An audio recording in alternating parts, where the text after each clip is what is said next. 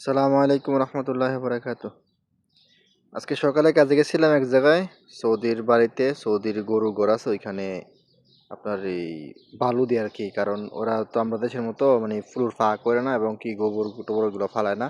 ওরা বালু দেয়, ওরা বালুর মধ্যে মনে করেন যে গোবর ফরে এইগুলো এরা ফাড়াইয়া মিক্স করে লায়। এই বালুটা সৌদির আবার এরা বিক্রি করে। এর মাজারা অনেক সুন্দর।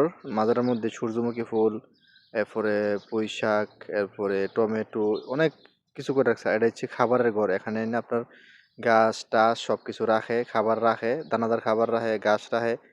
এগুলা এক সাইডে রাখে, আর এক সাইডে আর এরা এই গরু রাখে। আর এটি হচ্ছে আপনার লেবু আর কি, লেবু চারা। আর মাঝখানে হচ্ছে আপনার এই টমেটো। আর এই যে টমেটো লাগা রাখছে। আর এই যে গাছগুলো দেখছেন সবগুলো হচ্ছে লেবু গাছ।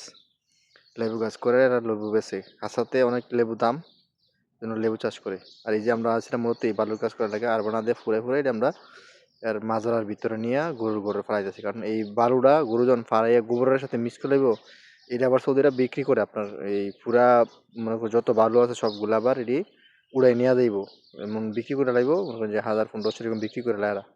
ওই যারা খেজুরের মাজরা করে হেরা এই বালুটা নিয়ে নিয়ে খেজুরের গোড়া মানে খেজুর গাছে গোড়া দিয়ে আর কি, সার হিসাবে, গোবর সার হিসাবে যেটা বলা হয় আর কি।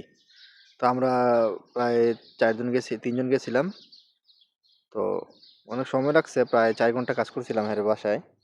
তো আসার সময় পুরো একটা ভিডিও করে আনছিলাম আর কি, যাতে আপনাদের সাথে শেয়ার করতে পারি।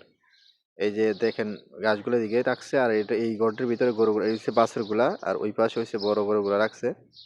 তো দরজা খুললে এগুলো বাইরে এসে পড়ে, লাফালাফি করে, যেন দরজা বন্ধ করে আটকে রাখে। আর এই যে দেখছেন ফুলের গোবরগুলা, ওইগুলা মানে ওইগুলা পরে তারা বিক্রি করে সৌদিরা। মানে যারা খেজুরের মাছ আছে তারা নিয়ে নিয়ে এই খেজুর গাছে গোড়া দেয়। আর এই যে আমরা বালুগুলা দিচ্ছি পুরোটা ফ্লোরের মধ্যে দেখেন, এইরকম ভাবে ফালাইতেছে আর বানা দিয়ে দিয়ে নিয়ে নেয় বালুগুলা।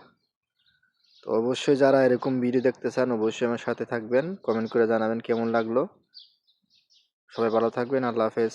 সালামু আলাইকুম রহমতুল্লাহ বারাকাতু।